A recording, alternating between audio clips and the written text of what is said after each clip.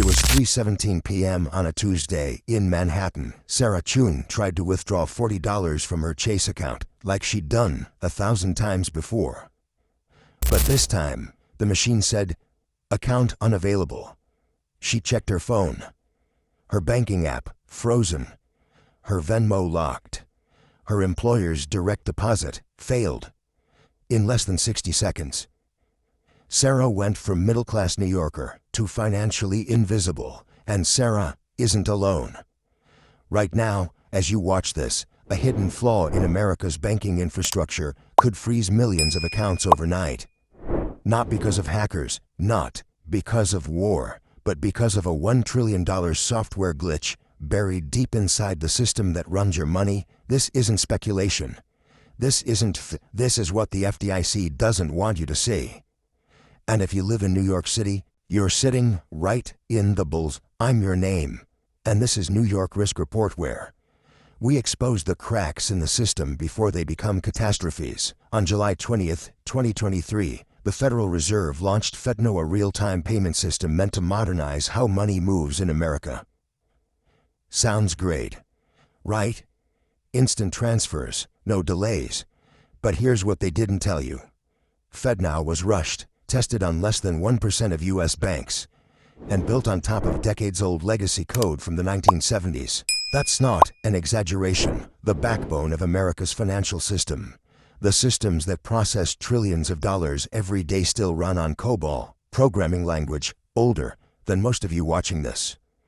Older than the internet, older than cell phones, and it's being patched together with duct tape and prayers. Think about that for a second. Your paycheck, your rent, your groceries, your emergency fund, all flowing through a digital pipeline held together by software written when disco was still cool. Now, why does this matter? Because in March 2025, the FDIC quietly released a report titled Operational Resilience in Real-Time Payment Systems, buried on page 47, under a section labeled Systemic Vulnerability Scenarios. They revealed something terrifying. A single point of failure in FedNow could trigger a cascading shutdown across multiple major banks. Not a hack, just a bug, a glitch, a line of faulty code that could lock down accounts. Not for hours, but for days, weeks, maybe longer. And guess what? It's already happened. In October 2024, during a routine software update at JPMorgan Chase, a coding error caused over 200,000 customers to lose access to their funds for nearly 48 hours. ATMs wouldn't dispense cash. Mobile apps showed zero balances. People couldn't pay rent, couldn't buy groceries, couldn't even refill their subway cards. Chase blamed it on a temporary technical issue. But insiders told me, and I verified this with two former bank ET managers, that the root cause wasn't a server crash or a network outage. It was a mismatch between FedNow's new real-time protocol and the old ACH system still running underneath. In plain English, the new system tried to talk to the old system, and they spoke different languages. The result: chaos, panic, and millions of people suddenly cut off from their own money. And that was just one bank. One incident. What happens when it's not just Chase, but Bank of America, Citibank, Wells Fargo, all at one? Because here's the scary truth. The entire U.S. banking system is interconnected. If one major bank goes offline, the ripple effect can shut down the whole grid. Think of it like a power grid. If one transformer fails, the whole neighborhood goes dark. Except in this case, it's not just lights, it's your ability to survive. New York City, you're the epicenter. Over 70% of America's financial transactions flow through NYC. Wall Street, Midtown, the financial district. Every dollar you spend, every bill you pay, every investment you make, it all touches this city, which means if the system breaks here, it breaks everywhere. And it's not just about convenience, it's about survival. Imagine waking up tomorrow morning and discovering you can't access your bank account. No cash, no credit card, no Venmo, no PayPal, nothing. You have bills due, rent, utilities, groceries, medication, your kid's school lunch, your car payment, your landlord threatening eviction, your boss asking why your direct deposit didn't hit. You're not broke, you're not poor, you're just locked out. Locked out, and the worst part, there's no backup plan, no emergency cash window, no government bailout for individuals. You're on your own. This isn't science fiction. This is happening right now, in small walls, in quiet corners, in systems nobody thinks about until they fail. Take the case of Michael Torres, a Bronx resident who lost access to his savings during the 2024 Chase outage. He had to borrow money from neighbors just to buy diapers for his newborn. His wife works as a nurse. He's a union electrician. They're not reckless spenders. They're responsible, but when the system failed, they were helpless. Or consider Maria Gonzalez, a small business owner in Queens. During the same outage, her payroll system froze. She couldn't pay her 5 employees. They showed up anyway, expecting their checks. She had to beg them to wait. Some walked out. Others staged it, but with resentment. Her business never fully recovered. These aren't isolated incidents. They're warning signs. Canaries in the coal mine. And the regulators, they know. The FDIC knows. The Federal Reserve knows. But they're not telling you.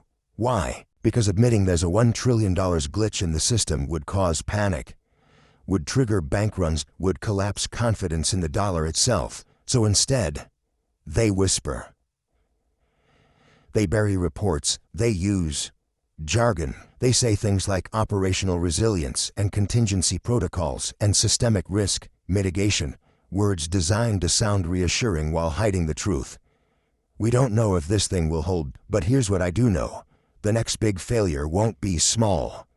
It won't be contained. It won't be fixed in 48 hours, because this time, it won't be a single bank. It'll be the entire network. And when that happens, you won't be able to call customer service. You won't be able to go to a branch. You won't be able to get help from the government. You'll be left holding a phone that shows zero balance, staring at a world that suddenly doesn't recognize your money. So what can you do? How do you protect yourself? What steps can you take right now to avoid becoming another Sarah Chum, another Michael Torres, another Maria Gonzalez? That's what Part 2 is about. We'll break down exactly what you need to do step by step to shield yourself from this coming storm, from cash reserves to alternative payment methods, from digital backups to physical safety nets. I'll show you how to build your own financial bunker before the system collapses around you, because this isn't about doom, it's about preparation. It's about awareness. It's about taking control of your financial future before someone else controls it for you. This is New York Risk Report. We don't scare you for clicks. We warn you so you can act. And if you think this video matters, share it. Send it to your family, your friends, your co-workers, especially if they live in New York City. Because when the system breaks, the only thing that saves you is knowing it was coming. You're not powerless. Even if the system fails, you don't have to. Because while Wall Street sleeps on legacy code and regulators hide behind jargon, you can build a financial lifeboat. Right now, with what you already have. And I'm not talking about gold bars or bunkers in upstate New York. I'm talking about practical, legal, immediate steps that real New Yorkers are already taking quietly to protect themselves from the next banking freeze. Step 1. Diversify your access to cash. Not just have some cash on hand. That's basic. I'm talking about strategic liquidity layers. Keep at least 2 weeks' worth of essential expenses in physical cash, small bills. $1 south, $5s, dollars, $10s, dollars, because during a system-wide outage, ATMs won't work, but corner stores, bodegas, subway token, sellers, they'll still take cash, and they'll be your lifeline. But don't stop there. Open a second bank account, a completely different institution than your primary bank, not another Chase. If you're a Chase, go small, go local. Think credit unions like Bethpage or Apple FC, because during the 2024 JP Morgan outage, Customers with accounts at smaller banks were unaffected. Their systems weren't tied to the same FedNow integration point. That second account becomes your emergency bridge, and here's something almost no one talks about. Use prepaid debit cards as backup wallets. Load them with $200, $500 each. Keep them in a fireproof safe. They're not linked to your main accounts, so even if your primary bank freezes, these cards still work. You can use them for groceries, transit, even online payments. Think of them as your digital cash reserves. Step 2. Break your dependence on single-point payment apps, Venmo, Cash App, Zelle. Convenient, but they're all connected to your bank. If your bank locks, they look too. So start building redundancy. Set up multiple payment channels. Use PayPal with a separate funding source. Try Google Pay with a different card. Even consider old-school money orders for critical bills. Yes, they still exist, and they unhackable, and always work. More importantly, talk to your landlord, your utility company, your daycare provider. Ask, if the banking system goes down, how can I pay you? Some will accept cash. Others might let you prepay. A few might even take barter extra hours of help, tech support, tutoring. Build those relationships now, before crisis hits. Step 3. Create a financial blackout kit. Who's like you'd have a first aid kit or an emergency go bag? You need a financial survival kit. Inside it, 2 weeks of cash, as mentioned, printed copies of your ID, bank statements, and account numbers, a list of emergency contacts, your bank SA direct line, your credit union, your employer's payroll department, a prepaid phone with minutes loaded, in case your smartphone dies or loses service, a USB drive with encrypted backups of your financial documents. Store it somewhere safe, but accessible, like a locked drawer in your bedroom, not a bank safety deposit box, because if the banks are down, you can't get into your safety deposit box. Step 4. Know your rights and your limits. Here's a hard truth. The FDIC does not guarantee instant access to your money. It guarantees your deposits up to $250,000, but only after a bank fails and is liquidated. That process can take months. During a systemic glitch, not a bank failure, the FDIC has no obligation to step in at all. So don't assume FDIC insured means I'll always have access. It doesn't.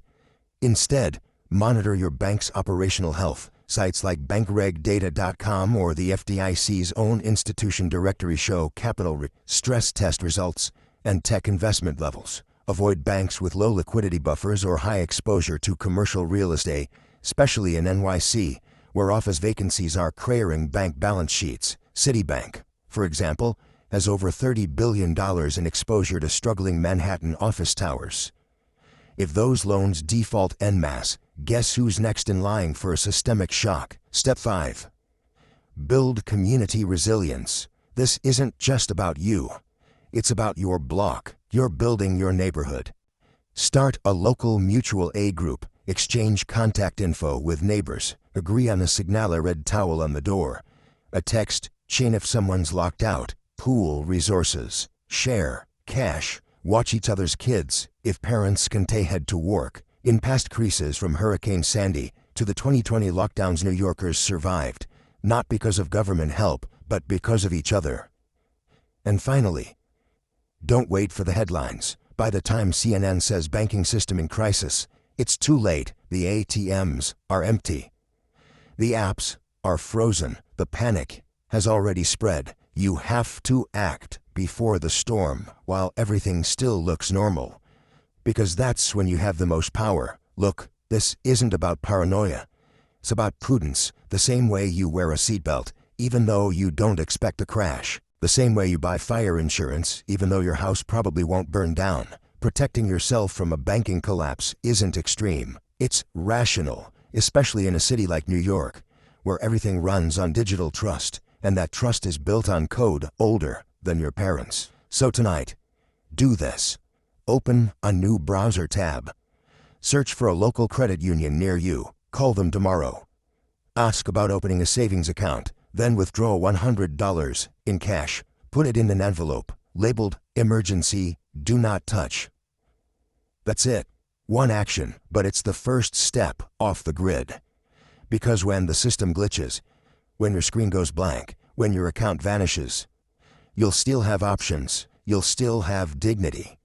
You'll still have control, and that's more than most people will have.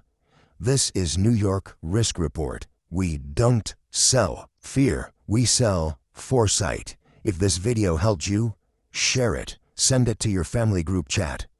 Post it in your neighborhood Facebook group. Tag someone who works in finance, because awareness is the first layer of defense. And if you haven't yet, subscribe. Hit the bell, because next week we're exposing which NYC banks are most vulnerable to collapse in 2026 and which ones might actually survive. Until then, stay alert, stay prepared, and never assume your money is safe just because it's digital. Because in the end, the system isn't designed to protect you. It's designed to protect itself. You have to protect you.